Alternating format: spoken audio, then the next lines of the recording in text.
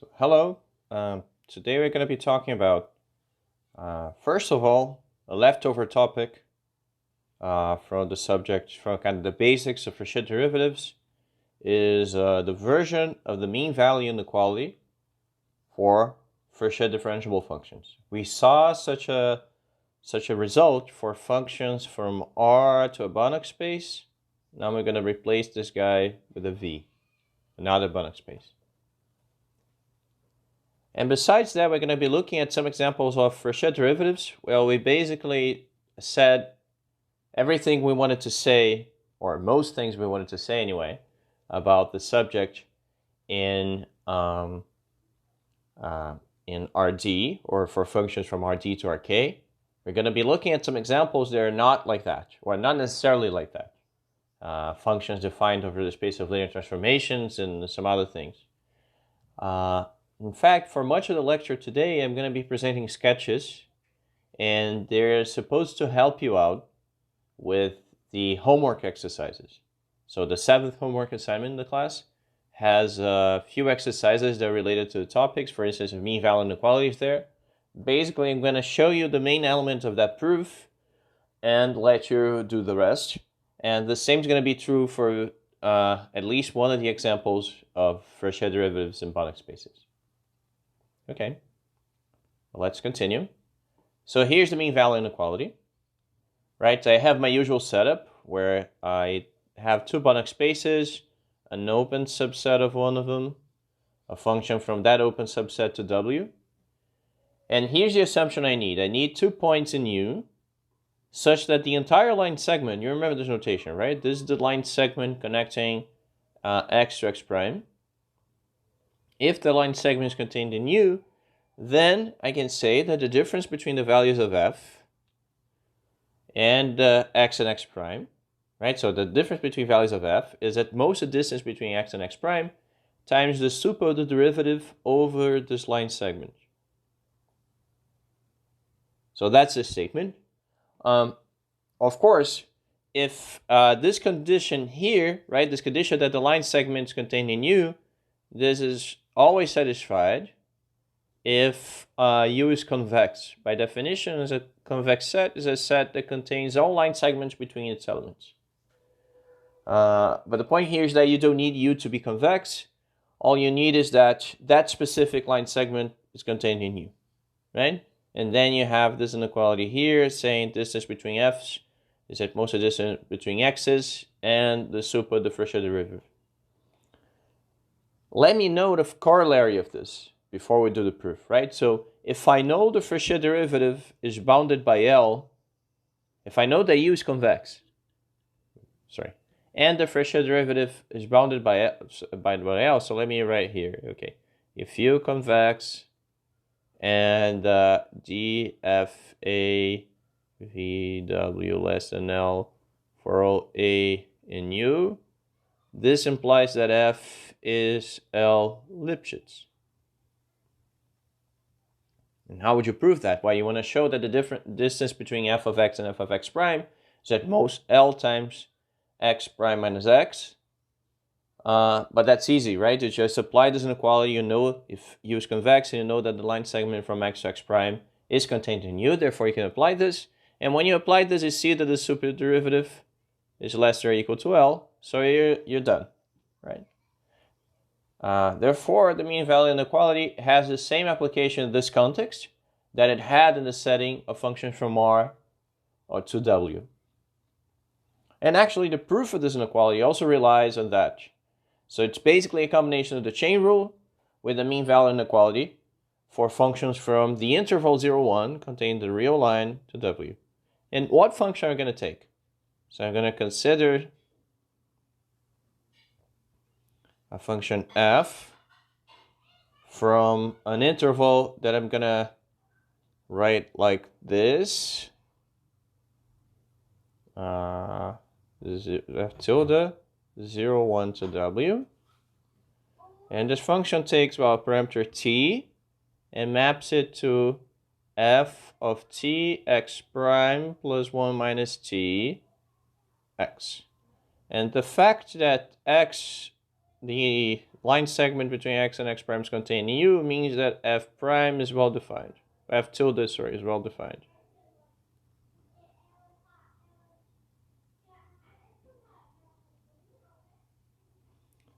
Okay, because we want to use the chain rule, and the chain rule is defined for Fréchet differentiable functions, and but we need to be a little bit careful because in our theory, when we talk about Fréchet differentiable functions, we always assume that the domain of these functions is an open set. And of course, this interval here is not an open set.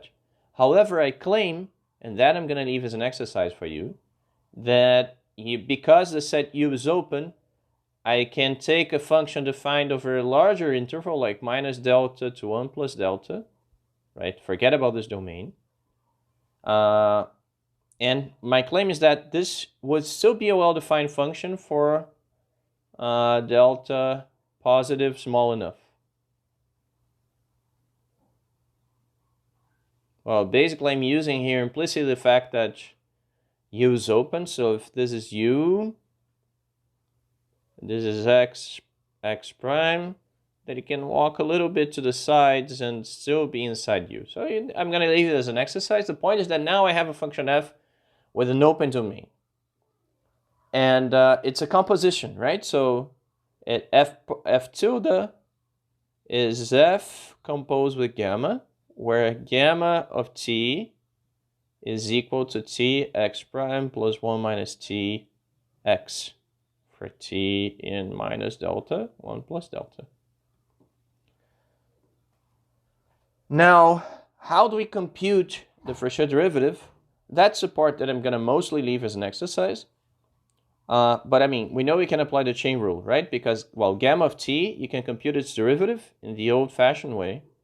And it's going to give you, I mean, you just have to write it down. It's, you know, it's the same thing that we have if x and x prime and x are scalars or vectors in Rd. You're just going to get x prime minus x. Meaning that the Fréchet derivative, oh, okay. Right, so now this function here is a function from an interval in the real line to w. So if we want to consider its Fréchet derivative, we know it coincides with the usual derivative defined by the limit. And I claim that, okay, that's the part that you have to look at carefully, that if you do that, that's what you're going to get. You're going to get df computed at gamma of t applied to the vector, which is gamma prime of t.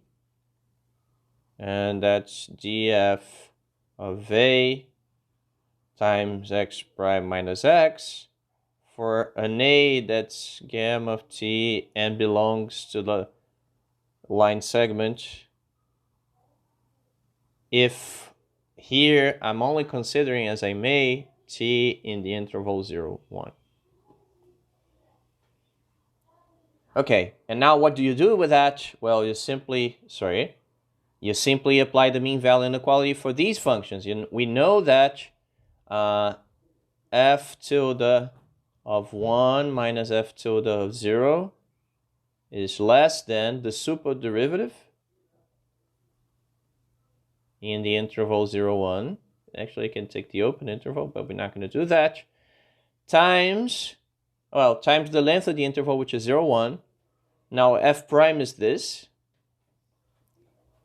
And we want to get here something like the operator norma dfa applied to gamma tilde, which is x minus x prime. Right? So we're just going to use the fact that we have a vector here. When I compute its norm, and the norm of a linear transformation applied to a vector is at most the norm of the linear transformation times the norm of the vector. And okay, there's a lot going on, but once you write everything down, that's what it boils down to. Basically, what we said, well, we reduced the problem of proving the mean value inequality between Banach spaces to considering a function from 0, 1 to w. And we do that because we basically restrict the function f to this line segment, to this one-dimensional line segment. And then things really look like functions from R to W, and we're in good shape. Okay, so these are the elements of the proof. Go through it carefully, write down the solution, That's part of homework assignment 7.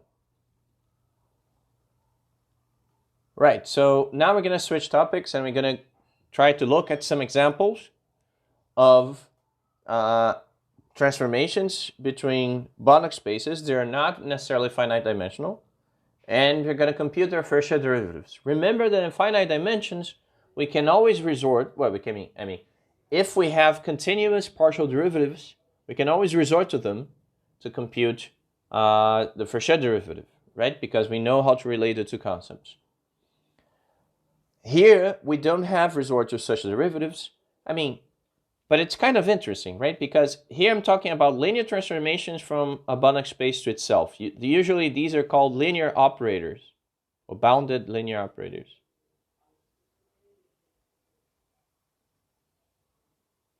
And I'm going to be computing things like the derivative of the map that takes an operator and maps it to the operator composed with itself t times, right? K times, sorry. And remember, this is really with t composed with t composed with t, k times. And we usually write that as a product, right?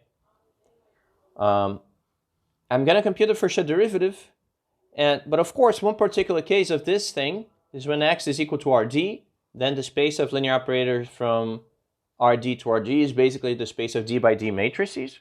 So you could try to compute the Fréchet derivative in that case by looking at partial derivatives, right? You have to differentiate with respect to the entries of these matrices, right? I'm implicitly using the fact that Rd times d, the space of d times d matrices, is essentially Rd squared with a funny norm. But all norms are equivalent, so that doesn't really matter. However, it turns out to be more enlightening and much easier to compute, even if you can compute Fréchet derivatives, it turns out to be much easier to do it more or less by hand, starting from the definition, which is right here. So we have to, this Fréchet derivative, if it exists, it has to be a bounded linear map from the space of bounded linear operators Lx to the same space. So that's sort of funny, right? If you want to write in another form, you can do it as follows. You can say that this guy is a bounded linear operator from Lx to Lx. So it's like a linear operator defined over linear operators, but that's okay, right? So the space of linear operators is a Banach space, right? Remember, we proved that in an exercise, that this space with this operator norm, right, this arrow norm, this is a Banach space.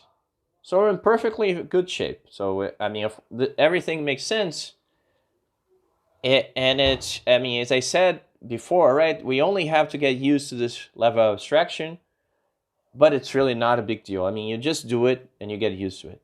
Right? Okay, but here's what we have to do then. We have to find this linear operator such that when I write fk of t plus h, which I remind you is just t plus h raised to k, this is equal to t to the k, plus some linear operator applied to h, plus a term that if I divide by norm of h goes to 0 when h is small.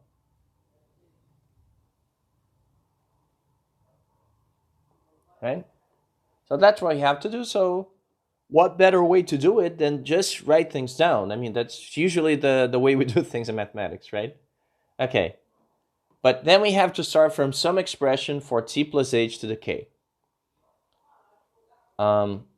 Now, notice the following. If t and h were real numbers, or kind of, elements of some commutative ring, if you like algebra, it would be very easy to write t plus h to the k. That's what we do when we compute the derivative of the function raised t to the k. And we just apply the binomial theorem. There's no binomial theorem for non-commuting t and h, right? So think again that we're talking about linear operators between Rd and Rd. T and H would be basically matrices, and we know that matrix products do not commute.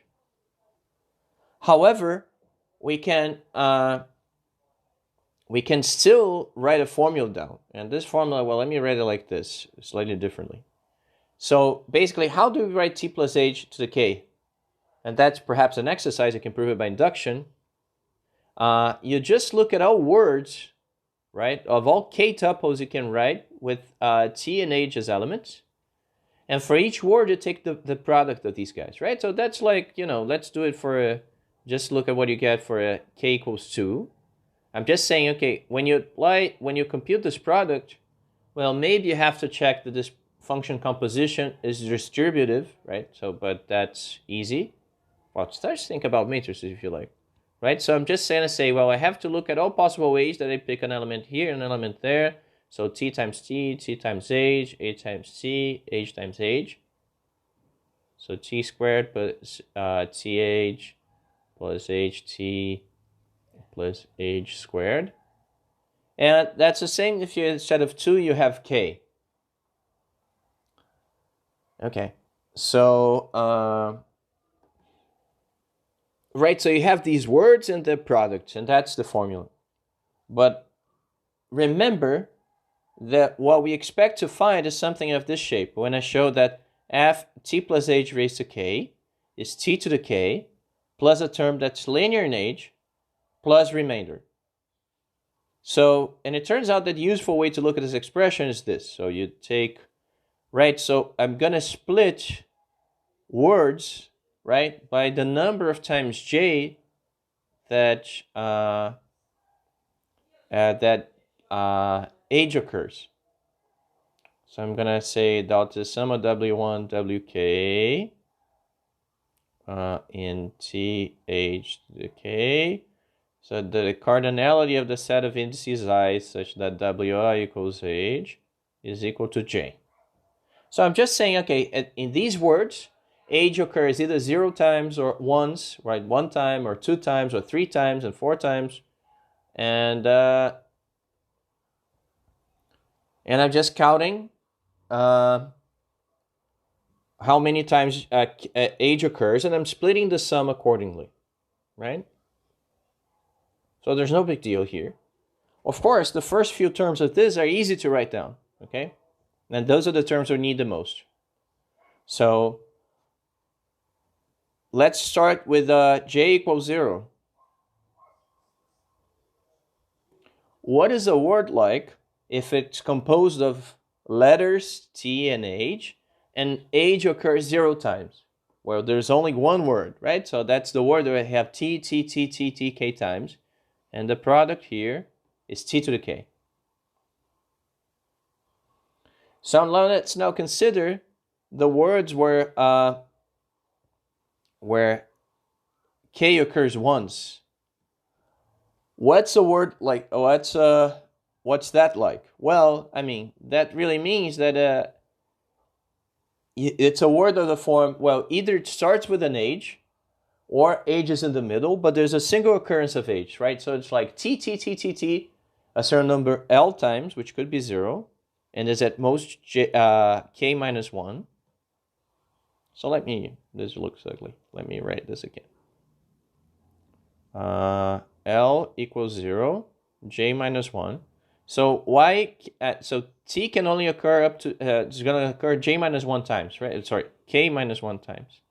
So if the word has k letters and age occurs once, then t has to occur k minus 1 times. And there's going to be a certain number of times that it occurs before age, and then the remaining times.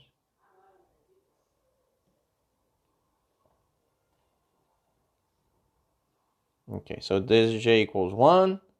And now I'm just going to say that, okay, here's my claim. This guy has to be the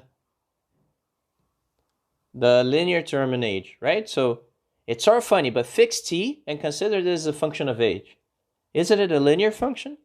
Like if you put age 1 plus age 2 here, it splits, right? If you multiply age by lambda, with scalar lambda, the scalar comes outside. So this is going to be the guy we need to look at more carefully. Right, so this is my claim here. But of course we have all these other terms, which I'm going to just write like this. And if the guy I claim to be, if this guy is really the derivative applied to age, well, this is just fk of t, right? So we started by writing down fk of t plus age. So we need to show that fk of t plus h is fk of t plus a derivative plus a remainder term. So now we have two tasks. First of all, we have to argue that this part that I claim constitutes the Fréchet derivative does indeed correspond to a bounded linear operator from L of x to L of x. That's task one. Second task is to prove that the other terms constitute a remainder. Great. So how do we do that? Okay, let's look at the linear operator part. So I'm going to define this AK, which is an operator from L of x to L of x that takes age to sum of L equals 0, t k minus 1, t of L, h, t of k minus 1 minus L. First of all, I claim this is linear, but I'm going to leave this an exercise. And I'm going to focus on proving that it's bounded. And it's interesting because that already gives us a hint as what's coming next, right? So how do I prove a linear operator is bounded? Well, I compute what happens when I apply it to age, and I divide by the norm of age. And I have to prove a bound on this that does not depend on the age, right? So age is assumed to be non-zero here, of course. And I have to measure the norm. Right, but what I'm going to do is really simple. I'm just going to say, okay, a sub k is defined by a sum, right? So I'm just going to first of all apply subadditivity of the norm to say, well, the norm of the sum is equal to the sum of the norms.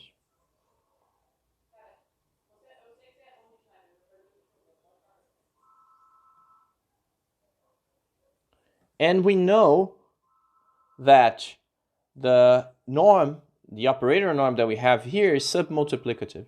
We showed that in the previous video, but we know that a norm of a compositional linear operator, linear transformations, is also submultiplicative. It's less than the product of the norms. And so what happens here? Well, it's x times x.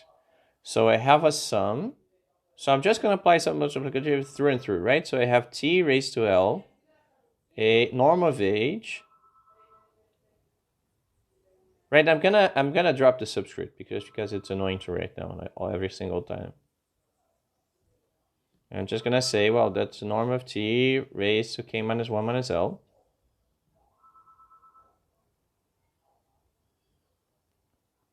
And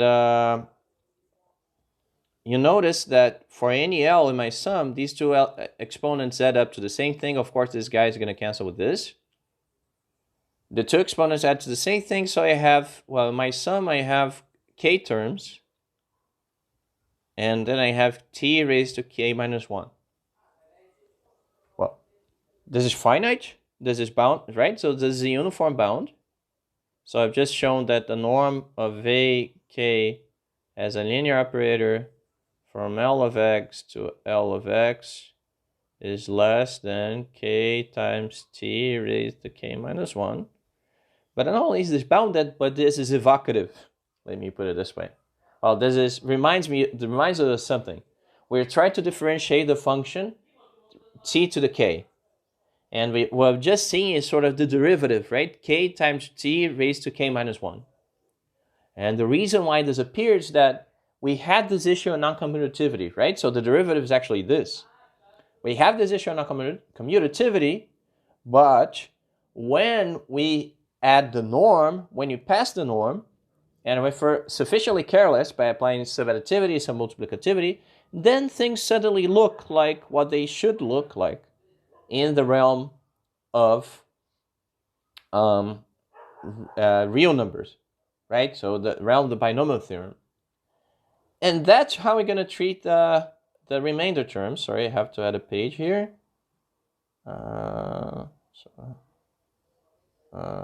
Sorry, no, that's what I should be doing. Insert page, yes. Now let's look at the other terms. And so we have to prove that these other terms that are left behind are a remainder. And let me first remind you of what these other terms are. they're the sum from j greater than 2 of the sum of w1, wk, and t plus t times h. Okay. And I'm gonna look at such that the number of times that age occurs is equal to j. And I'm gonna compute, and then I have the product w1 up to wk. Again, I'm gonna apply subadditivity and submultiplicativity of the norm.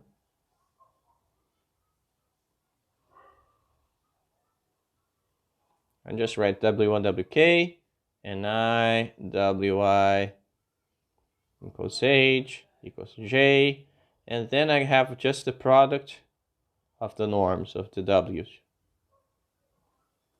It's the same thing that I used before. But now this expression greatly simplifies. And why is that? So look, I fix a j. Look at this expression. We know that here there must be j terms that are equal to the norm of h, right? Just because h occurs j times in the product. And k minus j terms equal to the norm of t. So now we can do this. Okay, so we have the sum of j greater than 2. Well, we're going to have, so if I fix j, each one of the products, right? Each one of the products, the terms in the product here is going to be like t raised to k minus j, h raised to j. And so now that they're all equal, I can understand this sum just by saying, how many terms are there in the sum? But that's easy, right? So you're looking at expressions that you build. Well, they're built from 2 letters. And you choose j to be equal to h and k minus j to be equal to t. How many words are there? That's, well, I mean, that's the same thing as saying I have k positions and I have to choose j out of them. That's just our good old binomial coefficient. K choose j. And if you think about it, right, so here I have a sum for j equals greater than 2, right? Of course, the sum I can take only to k, right? The binomial coefficient is 0 if j is greater than k. What I have here is exactly this expression. I have the binomial coefficient expression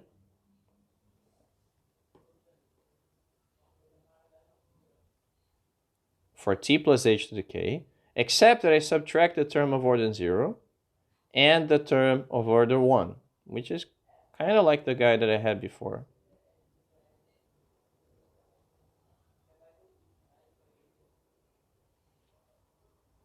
And I claim this is O of age, meaning that if I divide by the norm of age, this goes to 0. Well, okay, why is that? So let me actually do it here. I divide by age. There are many ways to see it, okay? Here I'm dividing by norm of age. Here I'm dividing by norm of age. Here I'm dividing by norm of age. And here too. So there are many ways to see it. One is to use the formula for derivative of this expression as expression now depending on real numbers, right? Call this the guy little t, this little h, t, h. But there's another form, which is, look, when I divide this guy by age, I'm left with an expression, well, this guy cancels, I have h to the j minus 1. But notice that j is always greater than 2, so j minus 1 is at least 1. So all the terms here are of the form, well, a lot of things times h raised to an exponent that's at least 1. Right? So I want to show that this goes to 0 when h goes to 0, but because I have finitely many terms, right? So as I said, I can just take sum equals to k. If I have finitely many terms, and each one of them is something times h raised to an exponent greater than 1, and now h goes to 0, then of course this goes to 0 when norm of h goes to 0. And I claim that we're done, so we just have to go back and notice what we have done. So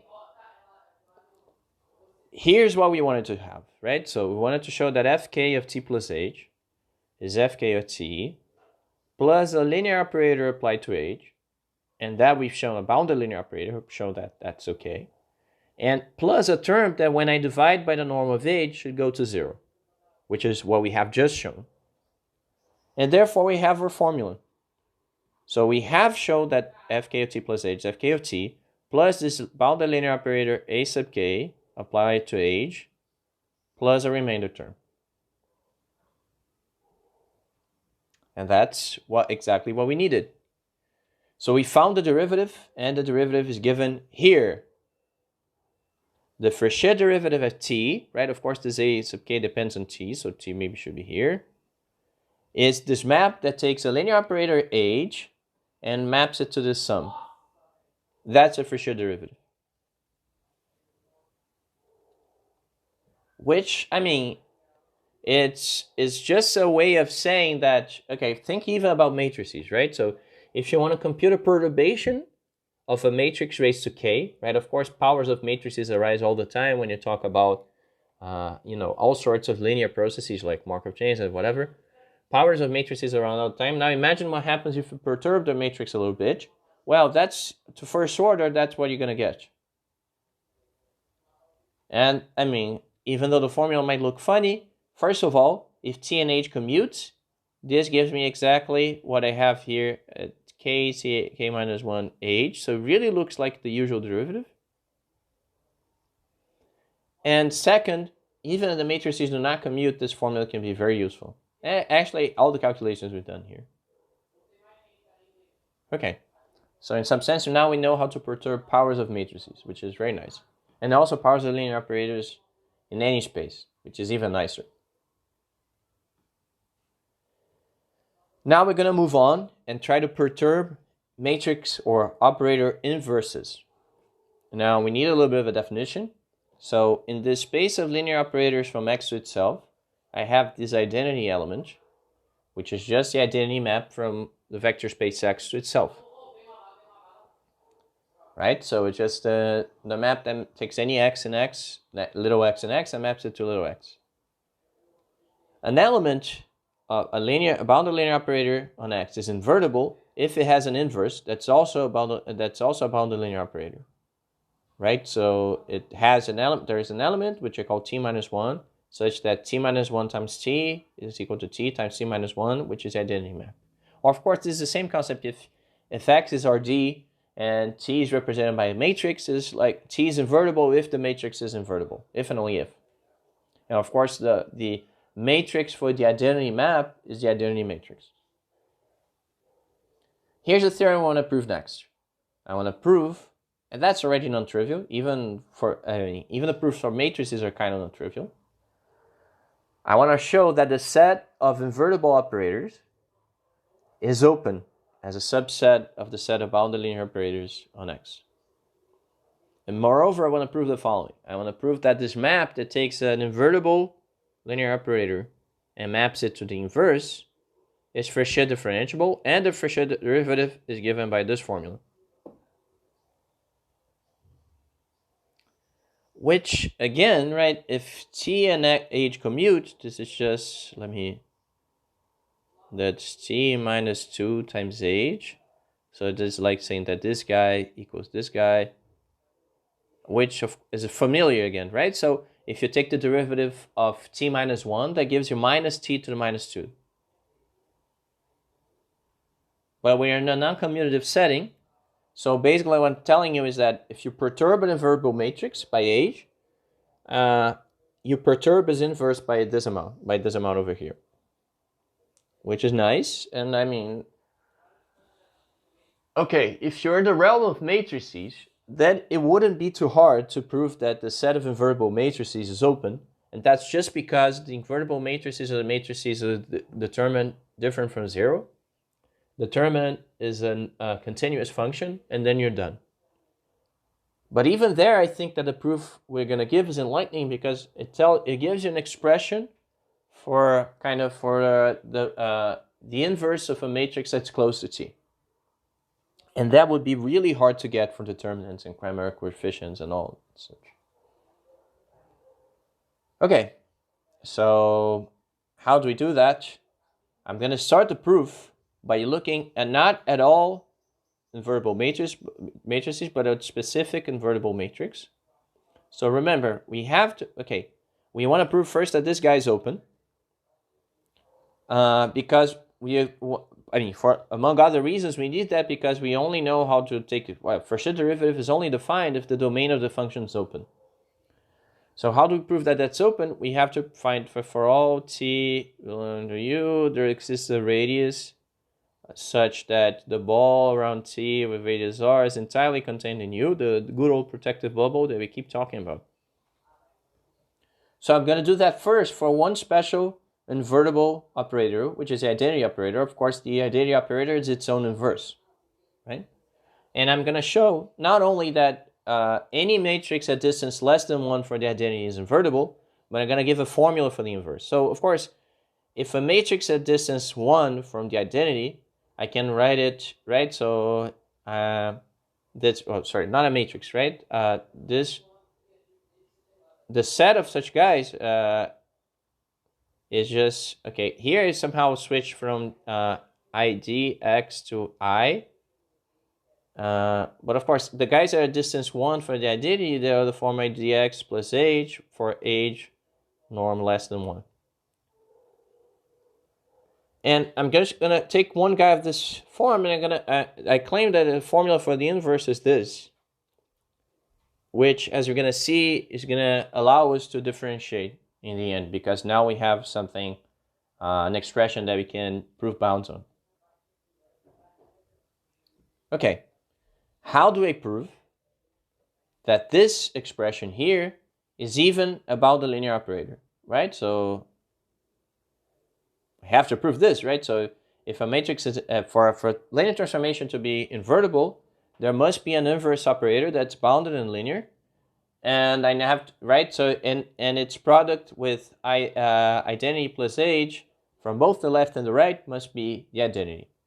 So let me start by showing. So why is this well defined?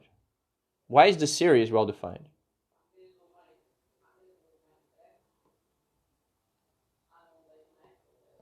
Well, we have seen that if I take a series of elements in a Banach space, right? So this would be like, well, remember, right? So this guy is Banach. So we have seen that a sufficient condition for a series in a Banach space to converge is that if I add up the norms of the elements,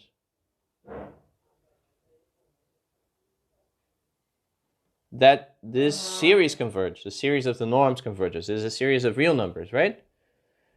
But look, again, I can use some multiplicativity to bound this. Okay, if the minus 1 to the j, it really doesn't make any difference.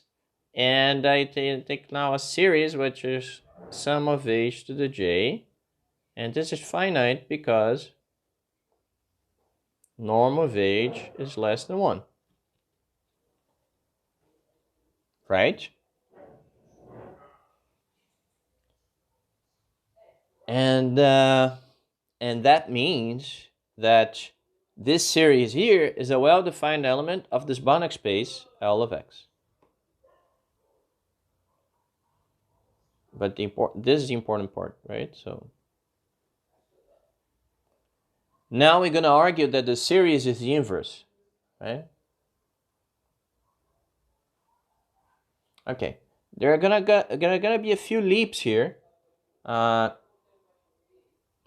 in the sense that there are a few things that, if we're careful, we need to prove that are continuous, but hopefully you can do that yourself, right? So the first thing I want to prove that the product of these guys, minus 1 j, I want to prove that this product is equal to the identity element, and but I need to argue that that's exactly equal to the limit in k of id x plus h times j equals 0 to k minus 1 to the j h j.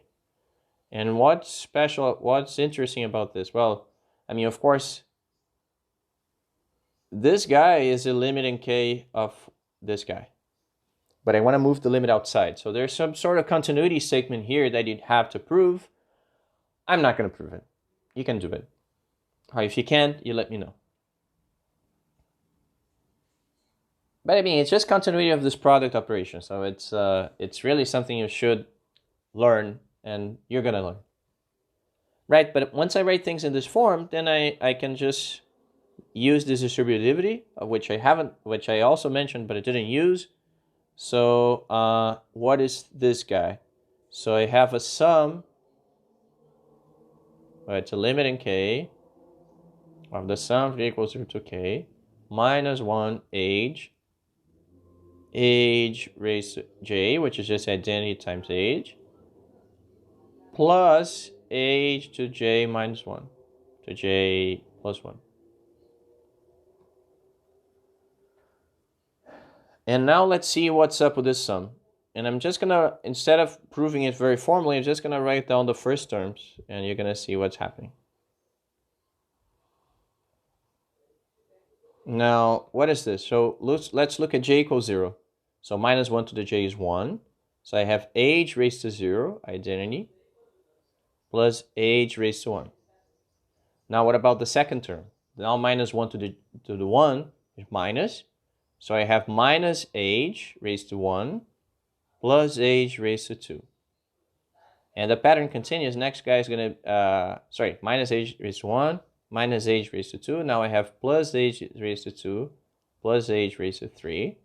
And that continues up to minus 1 to the k, age to the k, plus age to the k plus 1. I claim that if you look at this, you're always going to get these cancellations. So age is going to cancel with age for the next term, age squared to age squared. So in the end, you get this limit k, identity in x, plus minus 1 to the k, age of k plus 1. And now you can argue that this guy here, this limit is simply identity to the k, because the norm of age to k plus 1 goes to 0. And why is that? Well, remember that we're assuming that the norm of age is less than 1. And remember also that the norm is submultiplicative, right? So that implies that the norm of age k plus 1 is less than the norm of age k plus 1, less or equal to. And this goes to 0 simply because h is a positive number, no negative number between 0 and 1. Right, so I have the sum, identity plus something that goes to 0. Well, that converges to the identity. Therefore, we have shown that identity plus age times the series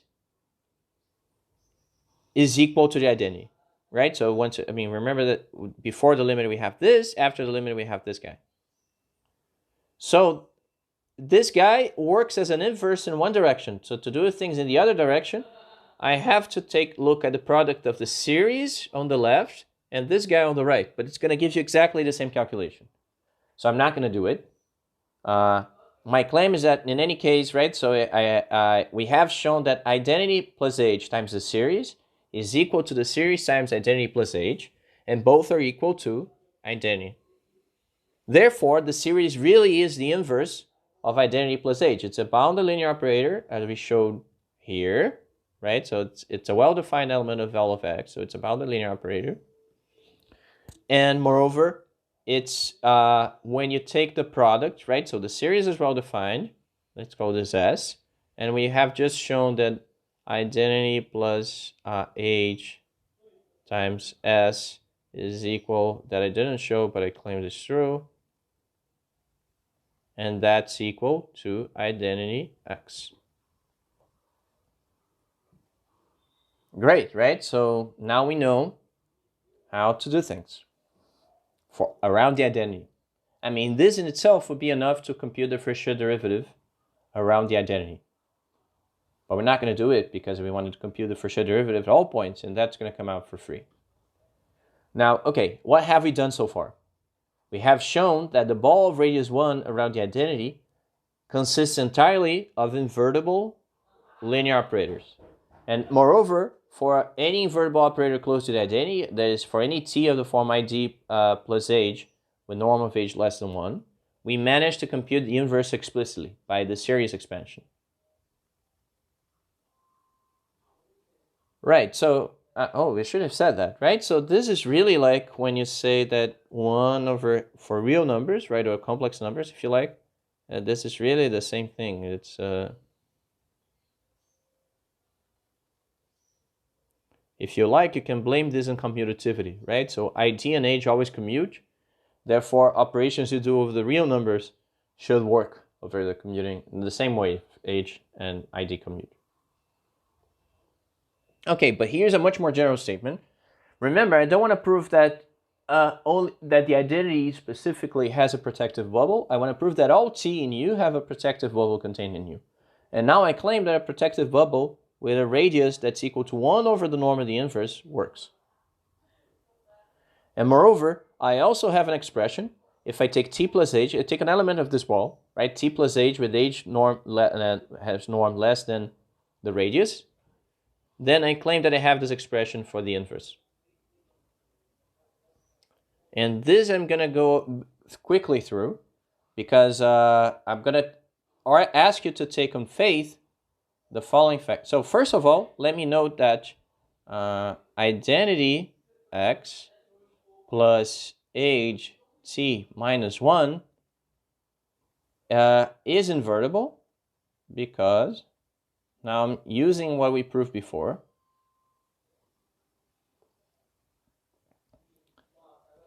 I claim that this is invertible. How do I show that a guy like this is invertible? Well, I mean, if I can compute the norm of the perturbation, and this norm turns out to be less than 1, then I'm in good shape.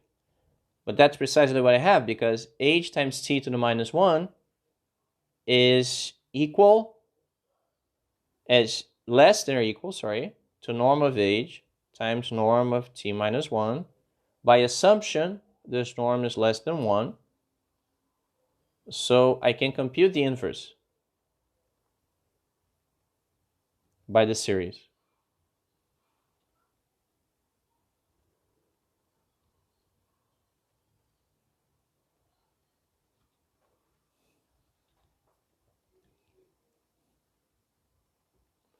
Now watch. Now I want to argue, and that's really an exercise. So if I have two linear transformations that are invertible,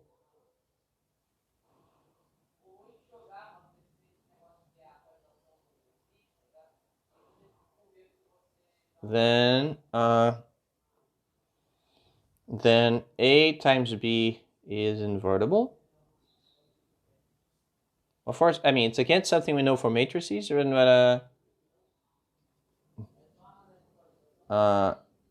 minus 1, A minus 1.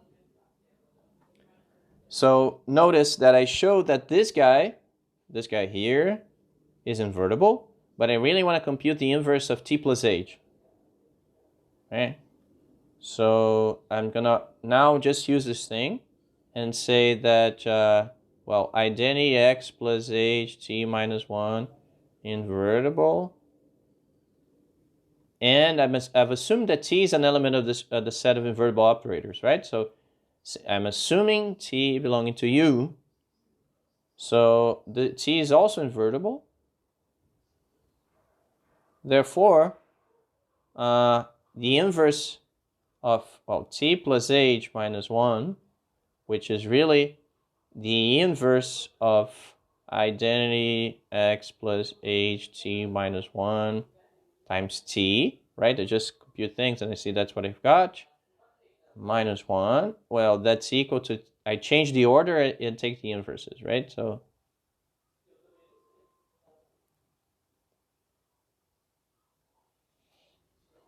and that's t minus 1 times the series. The series, I recall, is minus 1 to the j, age t minus 1 to the j. And the only step left is to argue that you can move this guy inside. That's another one of those statements that I'm not going to prove, but it's just because I want to have this form, right? So when I have the t minus 1 inside the sum, you have to argue that you can put it inside or outside. that the series converges regardless, and that it's all the same. So this is an exercise for you. But we have this form. Sorry, I need to add one more page. Sometimes I don't compute the number of pages I'm going to need carefully enough. Here's our page. Yes. And how do we finish, right? So what we really want to prove is that t plus it, right? T is invertible. I want to prove this, that t minus 1 minus t minus 1 ht. So this is what I want, plus a remainder term. Right, so here we have this operator here that I'm going to call, I don't know, k from L of x to L of x. That maps h to minus t minus 1 h t minus 1. And I claim, I'm not going to show that, so that's another exercise. It's more or less the same proof that we had before, right? We need to check it, right? So we need to, well, okay, let me just say the norm of k as a linear operator from L, that k is linear. And the norm of k is at most the norm of t minus 1 squared. I mean, you just compute the norm of this guy, right? It's at most the norm of t minus 1 times the norm of h times the norm of t minus 1, divide by the norm of h, and you're done. So k is about the linear operator, so it's a good candidate for a Fréchet derivative, because a Fréchet derivative has to be about the linear operator. But now we have to compare this to the series expression we had, right? So remember, we only need to consider h small for this thing to make sense. So I'm going to take h less than norm of 1 over t minus 1.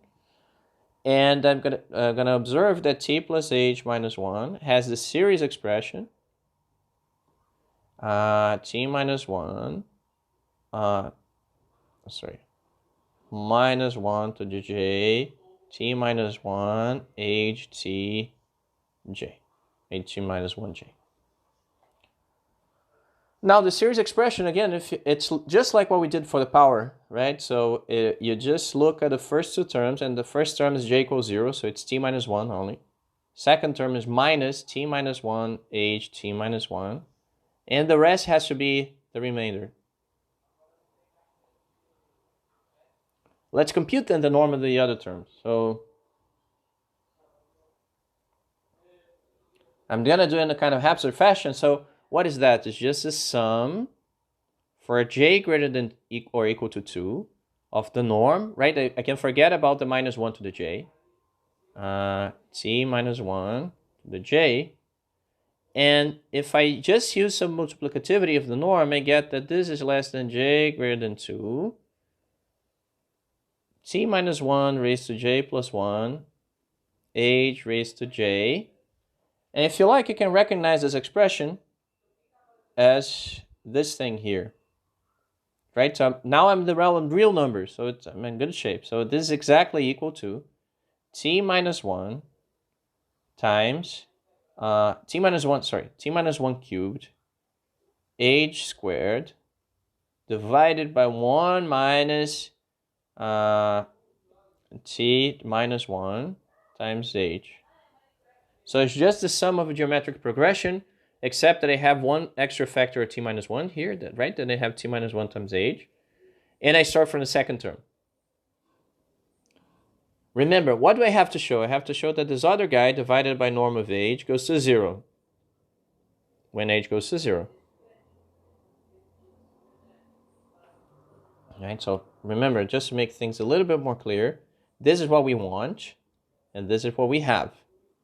And the point is that that I have what I want here, and I want to prove that these other terms, they behave as they should. So I divide the other terms by h, and I want to argue that the norm goes to 0. But in the end, it boils down to, okay, I'm dividing this expression here by h. So I'm left with like t minus 1 cubed norm of h, right? So these guys cancel. So I had norm of h squared in the numerator. Now I have norm of h because I divided by h. And I have a denominator that converges to 1 when h goes to 0. So numerator goes to 0, denominator goes to 1, the whole thing goes to 0.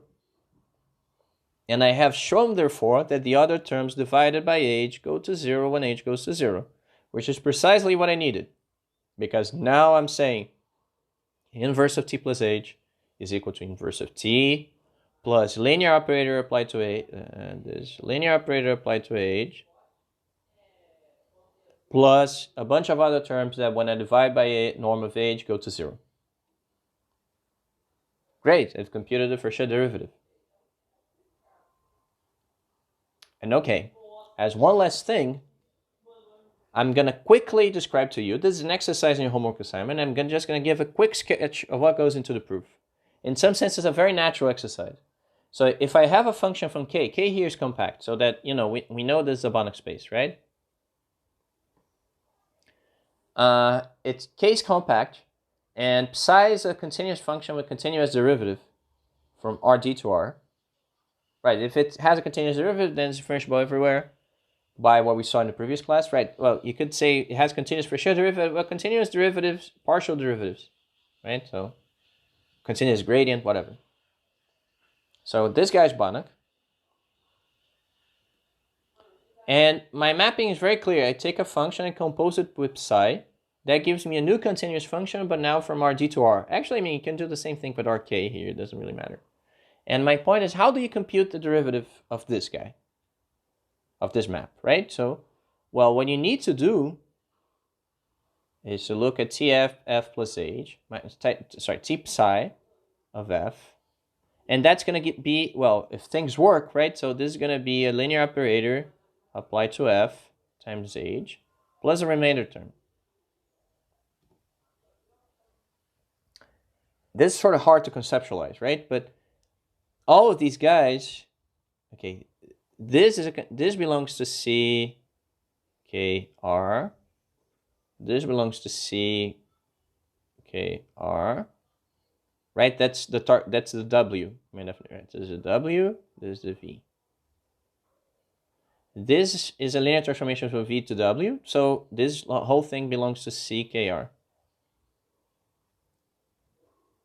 And now, if you want to do things, so that gives you a hint, right? Because if we have functions, then all we know about functions is how to evaluate them at points, right? So let's try to do that. So let's take a point t in k, and what we have on the right-hand side is that t psi of f plus h is just, or minus t psi of f, everything computed at t, little t.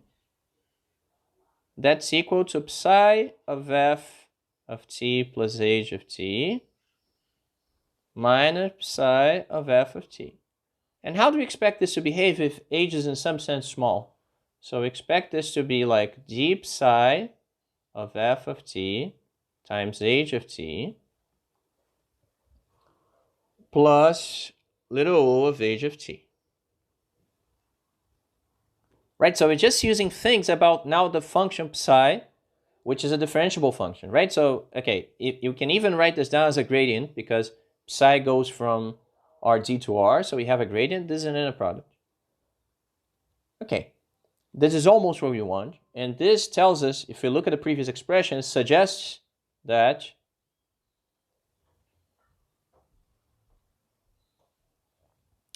the Fréchet derivative at f should be the linear operator from CKRD to CKR that takes a function h and maps it to a new function. Let me call it, I don't know, h tilde, where h tilde of t, it should be equal to the inner product of psi f of t plus h of t. Right, so let's check, right? H of t is a vector in Rd. This is also a vector in Rd. So this is a scalar, a number in R. H tilde of t is a function that, h tilde is a function that maps elements t belonging to k to real numbers. So that kind of makes sense. We still haven't checked that it's continuous, but it's sort of easy because gradient of psi is continuous, f is continuous, h is continuous. So h tilde is a continuous function, and it depends linearly on h. Right? If I replace h with h1 plus h2, I get a sum here because of the linearity of this inner product. That's all great. However, what we have to show is that the remainder term goes to 0 when divided by the infinity norm of h. So the point is that we have this, right? So we just shown this. Okay, let me call this guy, right? So temporarily, this is this is operator A applied to age, operator T, and we have argued something like this. This is little of t, age of T. But we somehow need to argue something stronger. We need to argue that this difference, when divided by the infinity norm of age, goes to 0. But we have to prove that for the infinity norm here as well. We have to look at something like this.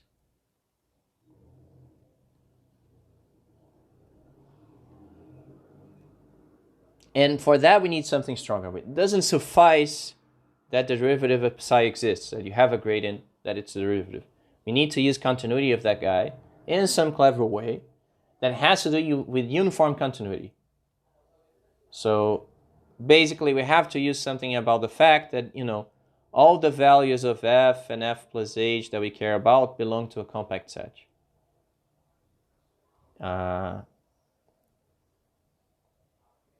I'm not going to say any more about this, but you have to use it, okay? And here's a hint, which might be useful. So, right, so we have an f. Let's say, well, let me give it another name, just not to make confused. We have psi from U contained in V, W, which is Fréchet differentiable at all points. And G psi is continuous to it. So then what happens is that for all x, if I fix an x naught in U, I have the following, that if I look at phi of h plus x, well, let me say, sorry, I said that this is continuous, but I didn't write it down. I said that, let me say that it's uniformly continuous. Well, uniform continuity, you know what it is, but then my claim is that, okay, I claim that such a result may be useful, and maybe I want to prove it regardless, right? That sup in x, right, so limit, sorry, right. Then the sup over x and x prime belonging to U at distance less than epsilon. And I want U to be convex. Psi of x minus psi of x prime minus d phi x prime x minus x prime. The sup of all this divided by epsilon goes to 0, and epsilon goes to 0. So this is a pretty strong statement, right? So if I fix x prime and I let x approach x prime, then this is basically the expression for the Fréchet derivative, right? So I just write x equal to x prime plus h. And that's what I'm going to get. But I'm talking now about something that happens uniformly over x and x prime, and of course that has to do with uniform continuity. And the good thing is that we're going to be able to use something like the result in this set, not because we have uniform continuity of this guy for free, but we have uniform continuity of the gradient over compact sets. And I'm going to stop here. Thank you.